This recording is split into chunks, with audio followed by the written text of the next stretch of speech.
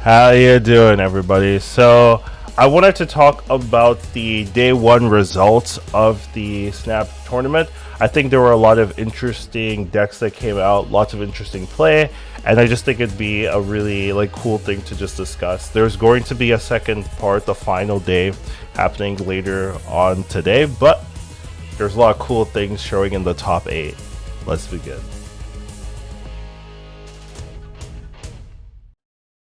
So here we have a list of all the 8 decks. We're going to go through them from 8 to 1, just kind of my thoughts about each of the lists, and then we have some of whole meta breakdown of the whole tournament, like all the types of decks being played, what was the most popular card, those kind of things. So should be fun. First thing we do have is Ragettt. I hope I pronounce all of these correctly, but he probably had the most interesting list, the most surprising list to me.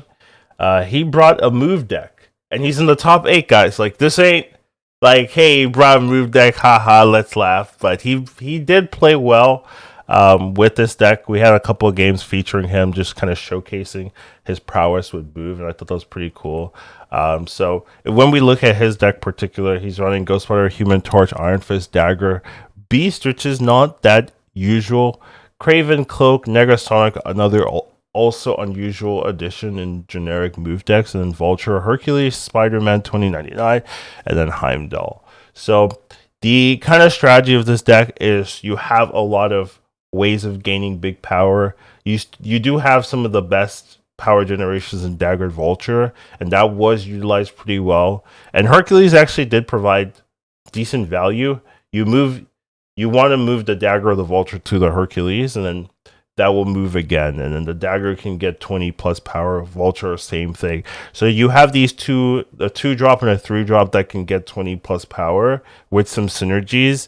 And it seemed to be working for him. He was able to get some cool plays. Another thing was the inclusion of Beast. I think it works well here because you can reuse the Ghost Spider, the Iron Fist, and sometimes the Dagger. That wasn't that common, but being able to reuse these 1-cost cards to keep moving things around was actually something that made a lot of sense to me when I was watching the plays. And then Spider-Man 2099 just being a 5/9, it was just kind of good. Like, it sometimes destroys, but it's a 5/9. Which isn't a bad stat line with the ability to destroy sometimes. So the Negasonic also adds that kind of destroy effect as well. So this was definitely the most not impressive, the most interesting deck that made sense. If you like move, I'm a move hater, but I do always say I have to see move do well for me to change my mind. And getting top 8 in a tournament is definitely one way to change my mind. So definitely big ups on this player, bringing something they're very comfortable with. You could definitely see it in their play. And if you like move, you want to learn from a good move player, this is definitely someone to watch. Something very interesting as well was that after the day was over, it was posted, the top 8 deck list, and Jeff was like, is this the 2099 deck that the Legends foretold of? And this person's actually the player who made the deck that Glenn was referencing, and people are making very strong Spider-Man 2099 decks. This is actually the guy. This is the dude that actually makes move decks show up in the data being good. So definitely someone to take a look at, especially if you're a move fan. So I find that interesting. I find that very cool that, this is the guy, he's the move guy that shows up in the data, so pretty cool. So definitely take a look at that. Made top 8. We still have tomorrow, or we still have today. It's going to be today. So maybe he wins it all. Who knows, right? We don't know yet. Next up, we have what my guess was going to be the most popular archetype we saw in the tournament. Definitely was by far the most popular. It's some version of Hope Summers Thanos.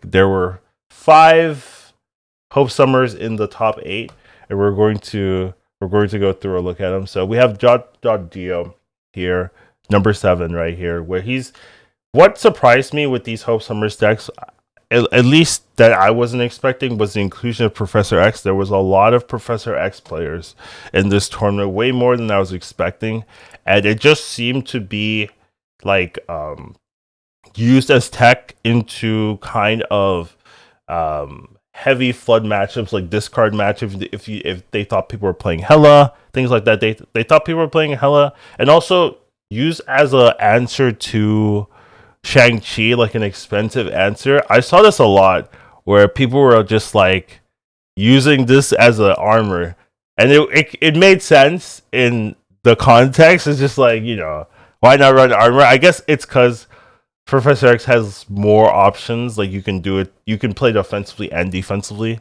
But I did see that a lot, and it kind of came up quite a bit where it protected them from Shang-Chi. So pretty cool to see. But yeah, this isn't like too surprising when you kind of look at these lists here.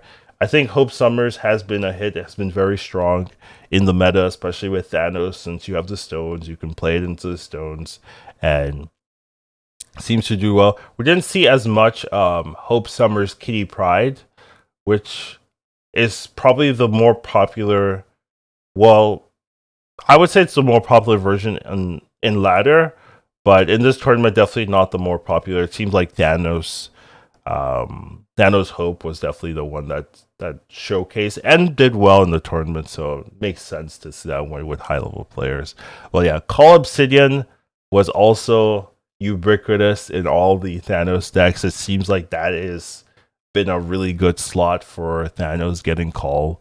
And then we have the classic Blob, we have the classic Goliath, we have some people running Scar versions, some people running just generic Magneto, that's it. So there was some spice, but overall it is very similar. If you take a look at these 5 Thanos lists here, I would say the most unique one was probably the one that made into top 3. So he's running a Loki, so that would be the unique adjustment compared to some of the other decks. I think he's one of the only players that was running Hope Summers Thanos with Loki. Loki just giving you options, also good into the mirror since you can get cheap copies or multiple copies of things. It's also a pretty decent follow up into Hope. So definitely an interesting adjustment. You could probably start seeing Hope Summers Loki Thanos because it seems to work well, and it doesn't like make the deck that much worse or anything like that. And, makes the deck stronger in a lot of cases. So that was a cool adjustment that this player was running. Elias still being annoying, and the rest of the general team is there. There's nothing too surprising. I do wonder how much Thanos is like because of Lambie just like making posts, and a lot of the top players follow Lambie or have eyes out for that. So maybe he was just influencing the meta in his own way. Who knows? But that is something to think about. It was by far the most played deck. I think Thanos had over 50% or around 50% presence, so that's pretty high. But it still made 5 of the 8 top 8, so it makes sense. Like most people thought that was the strongest deck, and it did do very, very well. It didn't perform the best overall, but it did do very, very well. So those are my notes on Thanos Hope Summers. I'm not like, this is a deck that's played a lot, so I don't have like these are the intricacies. Maybe if you want to learn the mirrors, there were a decent amount of mirrors that you could have seen. So definitely some things to learn in the VODs and things like that. Now the top 2 we have, they're both one archetype. They are both discards, but they're different discards. And this was second and first place for now in the top 8 cut. Like most of these players went 5-1. First place went 6-0, and 8th place the move deck went 4-2, but had the best matchups RNG. So good for him. But here we do have a Hela list, a Hela Discard. So this one's just running Corvus as their RAM tool, and then just other discard pieces. But it's not very it's not as heavy discard as you would think, right? So when you're playing a Hela deck, right, so a lot of times you're running Mobius, a lot of times you're running, Hell Cow, or lots of discards to try to discard everything and then pull your big things. But with this, you really have targeted discard. You have Blade, which is targeted. You have Corvus Glaive, which is not targeted, but it's good enough, gives you ramp, gives you direction, and if you get it early enough, you might not even need to play Hela. But generally, it's still good discard. So if you don't have Hela in your hand and you play Corvus, well, that's really safe. So just a strong card, good stats.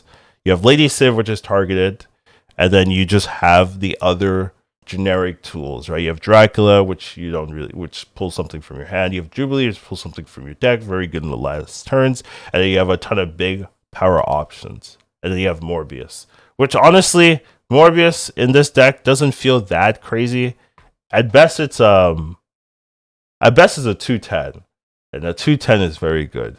So I don't even know why I'm like complaining. But that's if you get every discard to go off, which isn't super common, right? But still, 2.8 is still pretty good. Even a 2.6 is like not horrible, right? Like that's manageable. So in most cases, you're going to get a good value for 2. So I guess Morbius makes sense here. So, but generally, it isn't the I'm going to mill my whole hand with MODOK and then get it all back with Hela with some synergies. This is very targeted with some generic, just scaling good stat value cards to fight pound for pound, but always opening up the Hela top deck.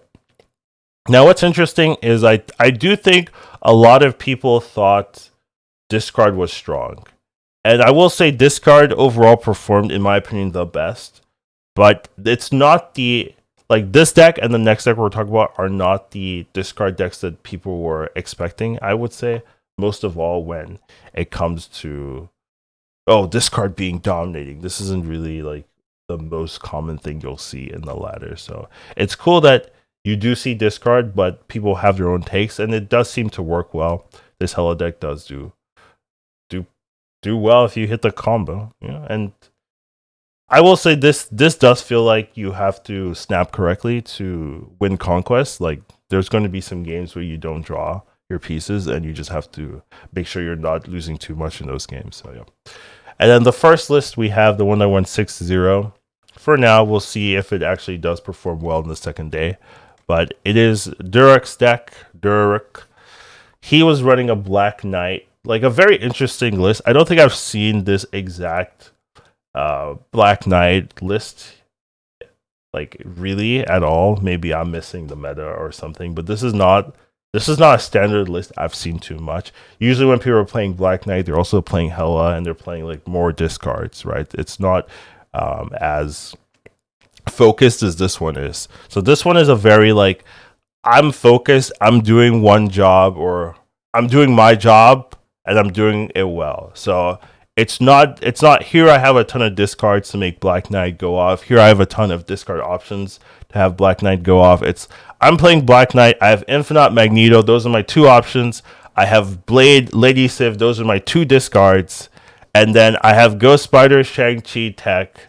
And then I have Miss Marvel, Sarah for the late game. And then I have Zabu, because Zabu works with all the 4 drops. And then Mobius for Tech. Jeff is just very good generically. Always a good option. Gives you flexibility, right? So it's a very focused Black Knight deck. It just does its job, and all the pieces make sense, except for Mobius. I'm not a Mobius lover, but Mobius was like heavily popular in this tournament. Like a lot of people think Mobius is a good tech answer right now, but I didn't see that much Mobius ops. Like I didn't see that much cards where Mobius did a lot of work. Maybe the most popular was Scar, especially with Hope Summers. Like Hope Summers doesn't really work with Mobius, or Mobius doesn't counter Hope Summers, because you're getting mana. You're not discounting your cards. So it works with Sarah, but not that many people are playing Sarah either. So definitely a cool list. I will say personally, this list made me get Black Knight. So I hadn't picked up Black Knight the whole time. I thought it was a good card, but not didn't have enough to make me like spend 6K tokens on it. Seeing this list, just looking at it, watching a couple games, it was enough for me to be like, okay, this is a good enough reason for me to pick up Black Knight. So, good for them. They've convinced me with their gameplay, with their deck building here, that Black Knight's worth my tokens. So, I will give it to them. I think there's a lot of tools here. What I like about this deck in particular is it almost plays like a Sarah control deck in that you have room to play tech.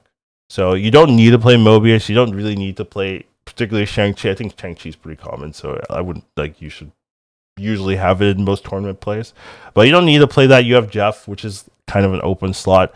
And then you don't need Miss Marvel, but I do think it's like pretty good. But if the meta change where it's like you'd rather have like Enchantress or something, you could definitely do like take out Mobius, put in Enchantress, and you're still fine. Like the deck still works pretty much the same. And I like decks that have a game plan but still have enough room for supplemental pieces depending on the meta. And this does do that. So I really like that about this deck. So definitely very cool to see. And we'll have to see later on today who wins, who does well, that kind of thing. I'm rooting for everybody. I don't really have too much favorites here too much. I did want to kind of showcase the regionality of the players as well. So you do have 3 from Spain, which is pretty cool. We have 2 from Mexico. We've got 1 from the US. We've got 1 from, I believe that's Indonesia. Could also be Monaco or something. And then we have 1 from Japan. So the flags I had to look up. I don't I don't know the flags too much, but I do think we do have a pretty wide representation, though. But there's definitely some players that, there's definitely some representation that's a little bit higher than others. But it's still pretty cool to see a wide range of things there. And then finally, we do have just some more like data stuff. So here we do have the top cut and then some of the other people's decks. I'll probably have a link to this in the data in the doobly-doo below, so if you want to take a look at that. Some of the card frequencies I think was pretty cool. So Shang-Chi being most popular is not that unusual, right? Jeff being number 2, not unusual. Magneto 3rd, like I was asked about some of this stuff, got Magneto 3rd wrong. Didn't think that would be the 3rd most popular card in the game in this tournament, like Magneto. I can see it, especially with Hope Summers. And Miss Marvel, it's like really good tech into some of those cards, so I can actually see the reason why. It just doesn't jump out like, yeah, this is going to be the 3rd most popular card in the game. Like didn't really see that. But a lot of it, Mobius being in about half decks is also pretty high to me. I didn't think it would see that much presence. Hope Summers being very popular, Thanos being very popular, all of this makes sense here. If Thanos is popular, the rest of these kind of fit down. Some interesting things are missing. No bounce decks. Zero bounce. Like zero. Like you think there'd be some bounce. Bounce has always been popular because you have a lot of flexibility. No one playing Falcon. The Beast was in that move deck. The one Beast in here is in that move deck. Not too much like Shuri. Not too much Taskmaster. There's a lot of like niche one-offs. One Darkhawk, right, which is kind of a representation of the nerf, right? If Darkhawk was a nerf, you'd see way more Darkhawk, but only one Darkhawk. Kind of sad to see. High Evolution, only one High Evo, which is also very surprising.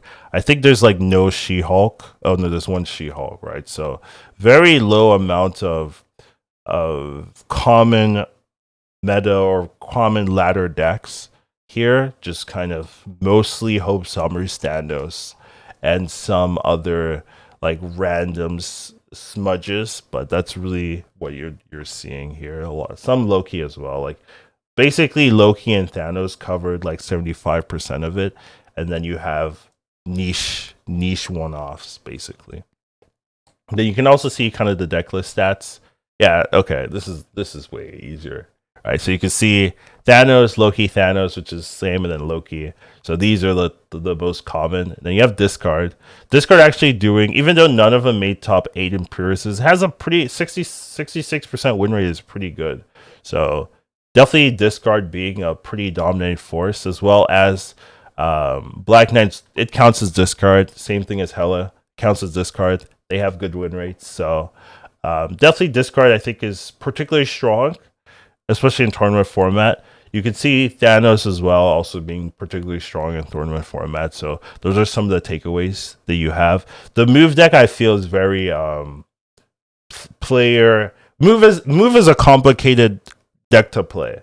So I wouldn't say, hey, if you like move just played, you'll do well. I think you have to really understand the numbers and what's going to work out and where your play lines are for boost. So I wouldn't just say, hey, move 66% win rate, play it. I think you have to know what you're doing. So that one I wouldn't really lean too much on there. But it's still pretty cool to see the distinctions and like how popular archetypes are and how their win rates were. And you can also see some of the Thanos specific.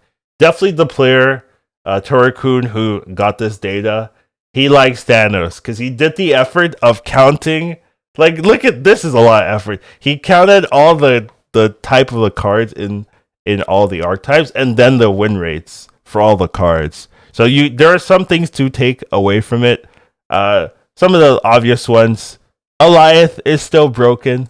Like, look at this. It's by far the best win rate in the tournament for Thanos. Like, yeah, for sure. I can see that. Hope Summer's doing really well right up there as well. Maybe the card that's baiting the most Thanos players, probably on average, is Psylocke, having under 50% win rate. For being in 20% decks, it's not helping you that much. So maybe Psylocke is kind of a bait card. Probably something you don't really want to add unless it makes a lot of sense for your particular game plan. So that's something to kind of keep in mind. And once you go to like 4 plays, like it's hard to really find information about these. These are like one-offs, but only 2 Lockjaws, right? So not a lot of people are playing Lockjaw Thanos. It's pretty much Hope is the new Lockjaw, right? Like, that's true, right? That's basically what happened. And also not a lot of people playing Kyera either. Doesn't seem to be that important in the meta game right now for Thanos decks. So those are some pretty interesting information there, but definitely some cool thoughts. I'll put a link to this information for sure, but we do have the second part coming out later today, still on Alphonse's channel. I'm not doing the effort this time, but yeah, take care of yourselves. Hope you found a new deck maybe, and I'll see you later.